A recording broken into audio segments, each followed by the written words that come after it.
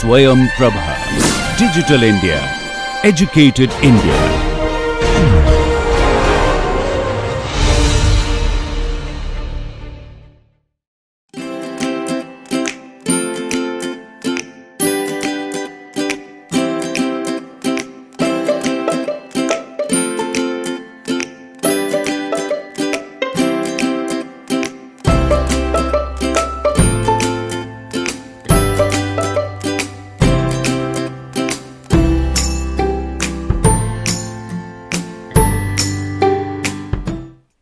Welcome everyone to our online NPTEL course Environmental Chemistry and Microbiology.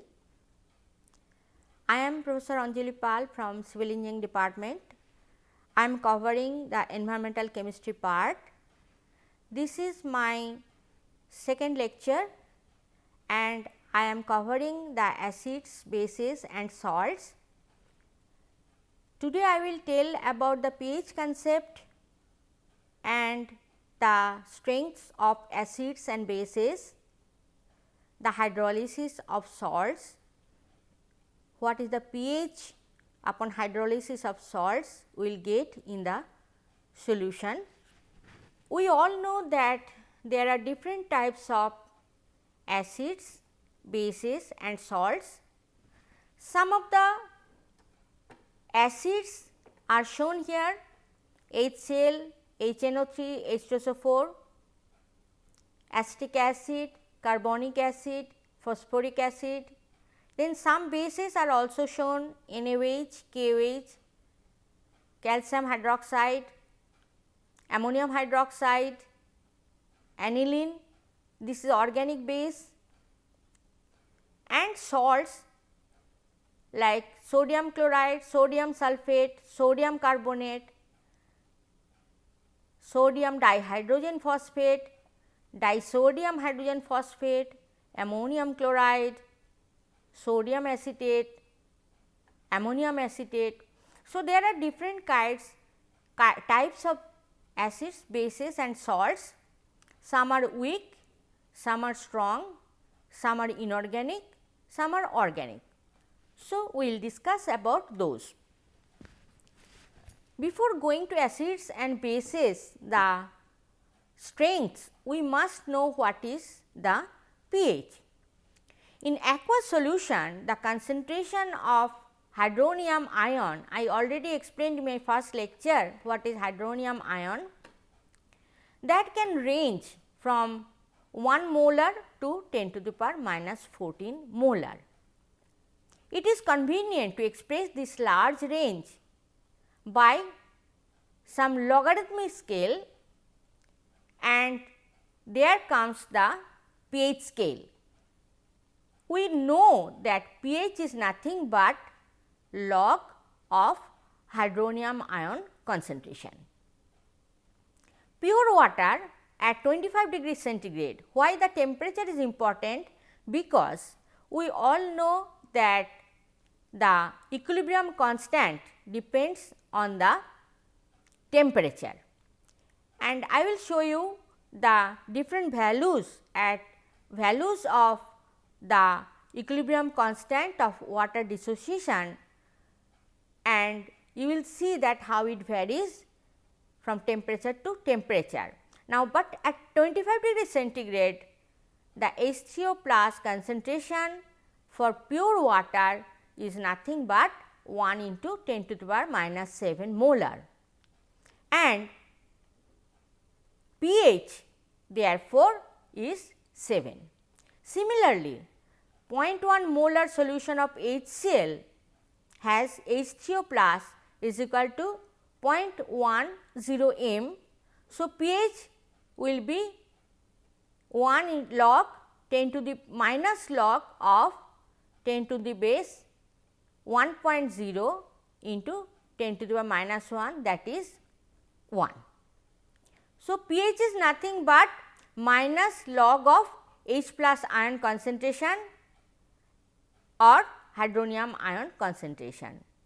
Similarly, pOH is nothing but minus log of OH minus ion concentration. So, 0.1 molar solution of NaOH must have a pOH is 1. Since pH plus pOH is nothing but pKW, so pH plus pOH is 14. So, if we can calculate the pH of this NaOH solution, pH of 0.1 molar solution of NaOH is 14 minus 1, that is 13. So, this is the concept of pH and pOH. This is very, very important. The most commonly obtained H2O plus concentration is below 1 molar. So, the pH is positive in most cases. In very rare cases it may be negative also, and the pH can go little above 14, but in general way we can tell that pH scale is 0 to 14, and we know that pH signifies the low concentration of H2O plus and vice versa, and change in pH by 1 unit implies a change in the concentration of H2O plus and OH minus by a factor of 10. And we can easily say that for neutral solution the pH is 7, for acidic solution the pH is below 7, and for alkaline solution or basic solution pH is above 7. The pH of a solution is directly measured using a pH meter, which is an instrument, very simple portable instrument also we can use, which is an instrument made in such a way that the sample solution is made a part of an electrochemical cell that has an output voltage which is sensitive to the H3 plus ion concentration. We all have seen the pH meter, a very simple instrument, and to measure the pH is also very easy. Now, ion product of water, I have already told in my first lecture what is ion product of water. We know from the Bronsted-Lowry theory of conjugate acid base pair theory, we know that water can act as an acid when it can give H plus ion and OH minus ion, which is nothing but its conjugate base. This is the pair, acid 1 and base 1 is a pair, and water can act as a base also because it is amphoteric character. So, it can act as a base also when it takes up the proton to form the hydronium ion. So, this is the conjugate acid base pair. Now, combining these two we can write that this equation, which is nothing but the auto ionization of water. It proceeds, this ionization proceeds in slight extent under ordinary conditions, but it always happens. This is very, very important to remember. It always happens, and it is responsible for a small but measurable presence of hydronium ion and hydroxide ion. Even in the purest form of water, we will see that it is slightly dissociated and it forms the H3 plus ion and OH minus ion. So, Kw, which is the equilibrium constant of that reaction, is can be written as Kw equals to H plus ion concentration into OH minus ion concentration, or this is the simple way to write, but actually we should write Kw is equals to H2O plus concentration into OH minus concentration, which is nothing but 1 into 10 to the power minus 14 at 25 degrees centigrade. This is most important, and Kw is called the ion product of water. Because water is electrically neutral, that means H2O plus concentration is same as the OH minus ion concentration, and this is nothing but 10 to the power minus 7, and pKw is 14. Now, I will show you some seesaw. So, in satisfying the equilibrium, the numerical values of H plus and OH minus ion concentrations include all the H plus and OH minus ions present. It is true not only for water, but if something is there in the water, then also we must remember that H plus ion concentration and OH minus ion concentration, the product of these two will be nothing but 10 to the power minus 14. This is very important, and when H plus ion concentrations become higher, OH minus ion concentration must go to a low value. Okay. This is just like a seesaw. We know the seesaw, we all played seesaw in our childhood days. Some persons sits here, some child sits here and another child sits here. So, sometimes it goes down, sometimes it goes up, then it goes up, it goes down, then this goes up. So, but you can see the scale here, this is 1 and this is 10 to the minus 14. If OH minus ion concentration is 1, then H plus ion concentration must be 10 to the power minus 14. And here it is also shown that the values differs at different temperatures. So, for example, the value of Kw you see at 0 degree centigrade it is 0.114 into 10 to the power minus 14, whereas 20 degree it is 0.681 into 10 to the minus 14, and at 60 degree 9.61 into 10 to the minus 14. So, almost 10-fold difference you can see here between 0 degree and 60 degree, the values of Kw you see much different. Now, ionizations of acids and bases. If you remember the Arrhenius concept, the electrolytic dissociation theory, he first has observed that different things when put in solution, then they give different conductance. That means, the acid may be strong or it may be weak. This is not only true for acids, but it is true for bases also. So, there are some strong acids and there are some weak acids. Those which are strong, they are called strong electrolyte, which are weak, they are called weak electrolyte. And depending on the degree of dissociation, the acidity will come differently in the solution. All strong acids and bases are considered to approach 100% ionization in dilute solution. So, strong acids will be 100% dissociated. Say for example, HCl. If you put some HCl in water, then HCl will be completely dissociated. But if you put say for example, acetic acid in water, small amount of acetic acid in water, then it will not dissociate 100%.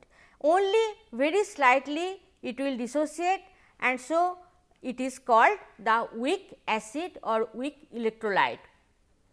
Weak acids and bases, however, are so poorly ionized that in most cases it is impractical to express the degree of ionization as a percentage.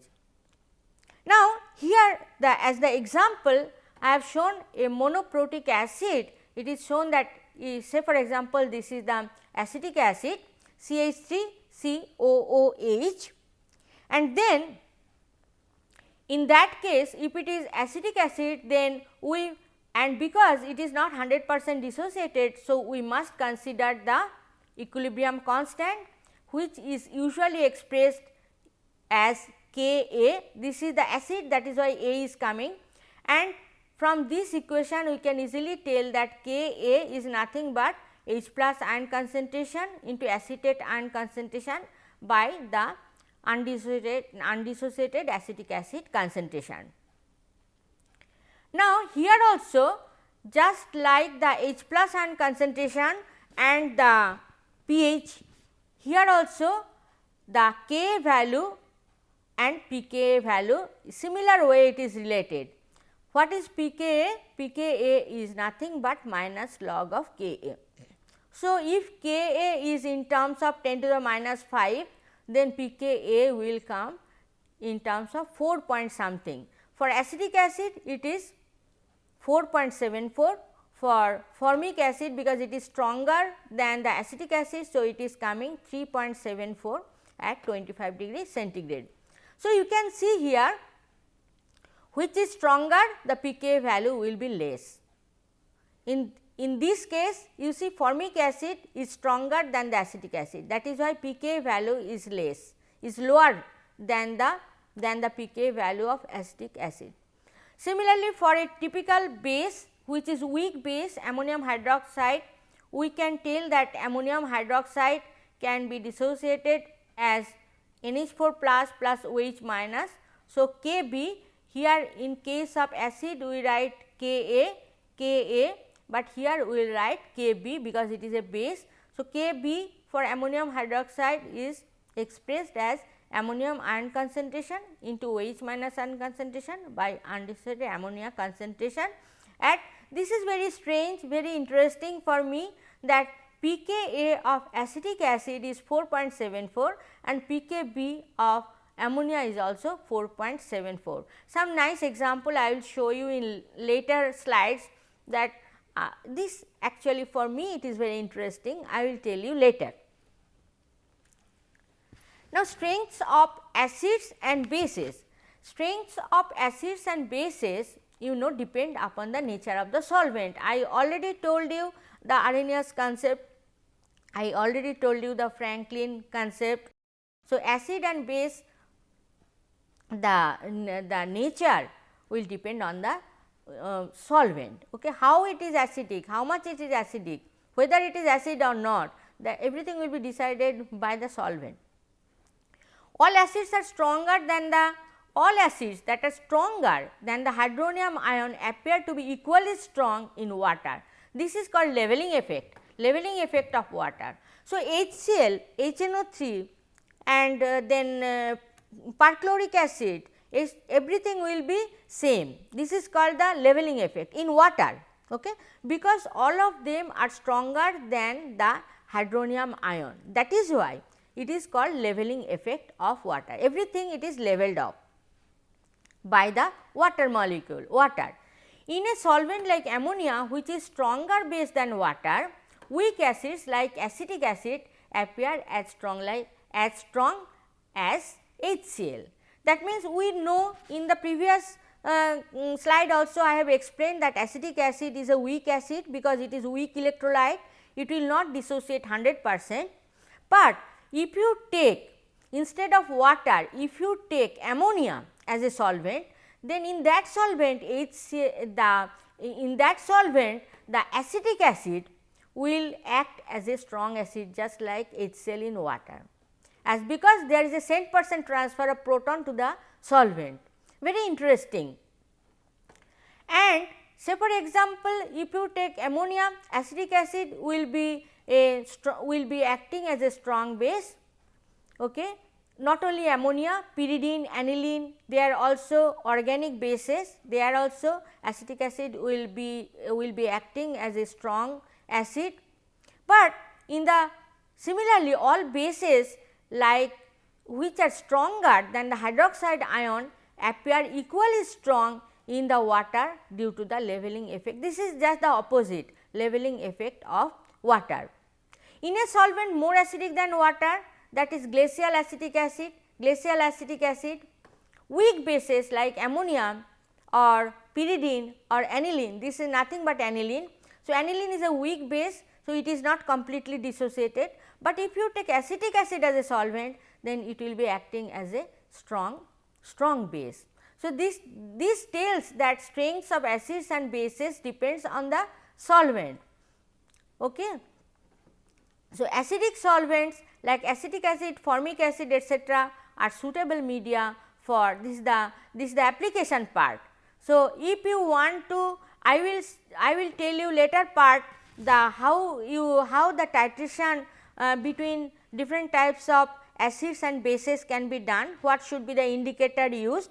But here just remember this, that in acidic solvents like acetic acid, formic acid etc., could be very suitable, could be used as a suitable media for titrating weak bases, because weak base, titration of weak base or weak acid is difficult.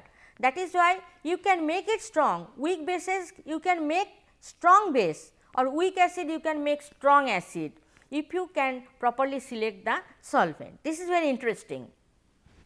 Now, basicity of acid and acidity of base. The number of hydrogen atoms that one molecule of an acid can give to a base is known as basicity of an acid. Say for example, H2SO4 is a dibasic acid because 2 protons are there. HCl is a monobasic acid because there is only 1 hydrogen. Phosphoric acid, there are 3 hydrogens, so it is a tribasic acid. So, monobasic, other than the monobasic acid, everything like dibasic acid, tribasic acid, everything can be said as polybasic acid. Similarly, the number of hydrogen ions that one molecule of a base can accept from an acid is known as the acidity of a base. So, for example, NaOH, monobasic, monoacidic base, then CaOH twice, diacidic base, and aluminum hydroxide, triacidic base. So, here also NaOH we can tell monoacidic base, but others we can tell that polyacidic base. Now, salts of hydrolysis of salts. Salts, there are many different, I have shown you initially that there are many different kinds of salts. How can we classify them? What is the way that we can classify them? Actually, there are two types of classification. In one type of classification, we can tell that salts can be divided in normal salts, acid salts and basic salts. And by definition, we can tell that NaCl, there is no replaceable hydrogen atoms or there is no replaceable OH group, that is why it is called normal salt. Here we can see that there is one hydrogen which can be replaced by any metal. So, it is acid salt or bisalt, and here there is one OH group which can be replaced. So, it is the basic salt. But there is another type of classification we can tell. How? Depending on from which acid and which base they are produced. Say for example, some salts can be produced from strong acid and strong base. The good example is sodium chloride. So, it is a salt of strong acid and strong base. Now, there may be some salts like sodium acetate, where you can see that it is produced from acetic acid and sodium hydroxide. So, a weak acid acetic acid and strong base sodium hydroxide. There may be another type which is produced, example is ammonium chloride, which is produced from a weak base, that is nothing but ammonium hydroxide, and a strong acid, that is the HCl.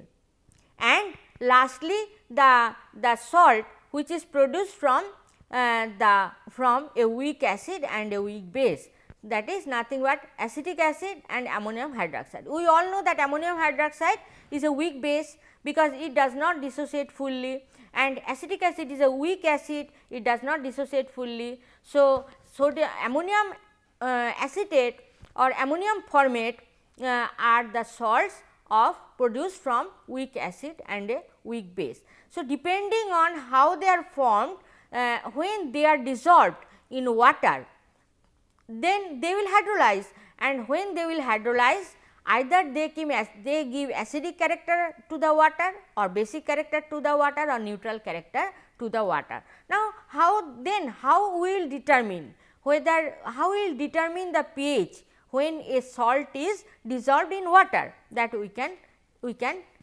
see here. Salts all salts will hydrolyze. Some salts can give acidic character, some salts can give basic character, that much I told. But what is the formula that we can apply?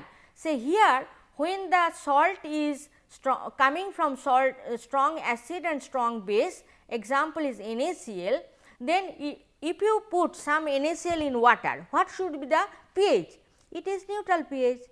But when you add some sodium acetate, which is coming from weak acid and strong base, which when you put some sodium acetate in the in water, then you will think that okay, it will be neutral pH, but it is not. It is not, because it is coming from strong base and weak acid. So, it will show the basic character in water. And what is the formula that you can use to determine the pH? That is nothing but pH is equals to half pKw. I already told you the pKw, what is pKw and what is the value of pKw at 25 degree centigrade, and half pKa plus half log C. What is C? C is the concentration of the salt, and pK is the, because it is the weak acid. So, you have to consider the K value and the pK value of that acid. So, pH is you can easily calculate using this formula. Similarly, if it is salt of weak base and strong acid, you will think okay, ammonium chloride if you dissolve, it will give neutral pH, but it is not. It will give some acidic pH to the water. And how can you calculate? This is nothing but pH is equals to half pKw minus half pKb minus half log C. Same way, C is the concentration of the salt, pKb here it is ammonia, ammonia is the base. So, pKb of ammonium hydroxide you have to use here.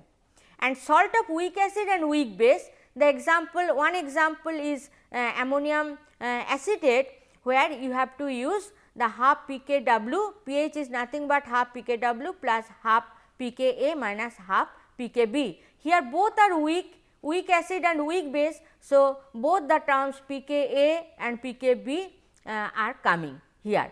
Now, depending on how much weak, but whether it is very weak or it is not that weak, depending on that the overall pH will depend. Okay. And depending on the base also, because these two terms are coming. So, depending on the strength of this weak acid and weak base, you have to calculate and you have to see what the pH of the solution is coming. This is also very interesting to me, because I have seen that if you use the ammonium formate and ammonium acetate, you will see in one case, in case of ammonium acetate, you will see that the pH is something, and in case of ammonium formate it is something. Something is more acidic, something is less acidic. Then I will show you how it is coming in other lectures. Thank you.